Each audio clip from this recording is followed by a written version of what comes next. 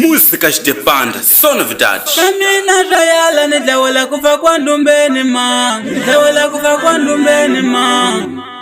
Andumbeni ma. Iumeza ni ndumbeni. Wankulani Produções.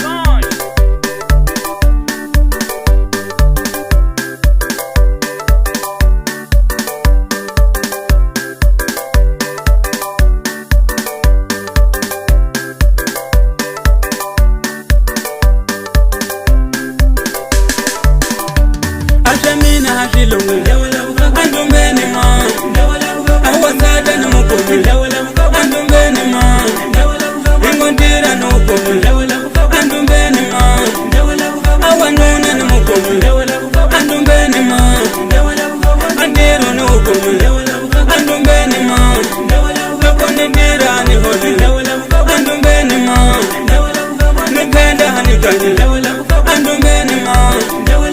Niyiba woni koma andumbeni ma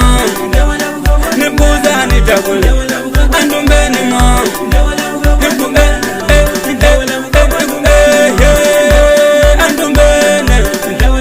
Andumbeni ma Kamiseba kaniyala andumbeni ma Akugamba woni sheba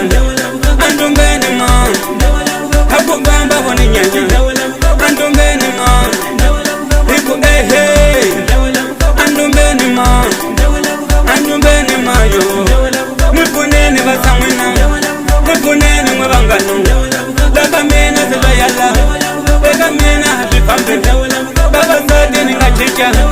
Amagati ninga chicho Baba nuna ninga chicha Ningola ninga bayibela Akupiwa kaya Ningaso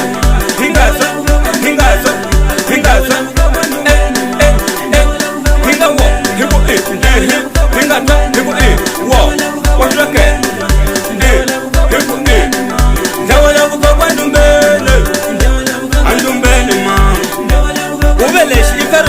Produções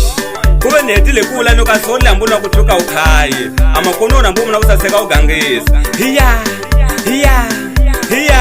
phela makakufa kwandumbeni ungarendera papayi ungatsi kuhleka na ungale kuhleka ishi aban'wana ngaba kwana abayibi laba becheliwa kuhi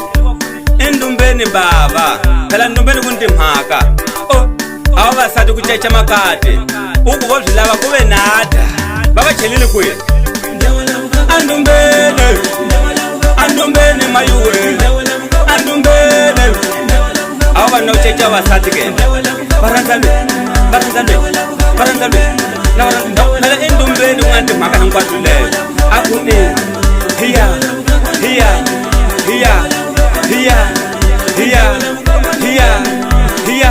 Bakela banyima bakhekala bangamfaka ndumbeni baka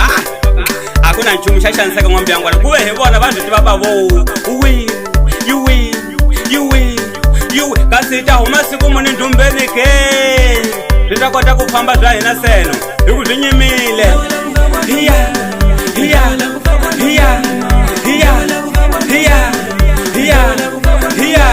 Kuweleshi Mwankulani mpona likaka panu jekena shkone kampo Mpona Rafaelo amalefe ya kutsuka Alukuvani topa vali nizukulu wa fofu mwananga Wafitwa muzi Iumeseni ndumbeni Kahisa mbelu mia Ata Iumeseni mwebata Iumeseni andumbeni Iumeseni mwebatali Iumeseni andumbeni Iumeseni mwebatali Asulu mwana nga tsuka nuwana make mwa uto ikaneta kweni na ukuvela ntiso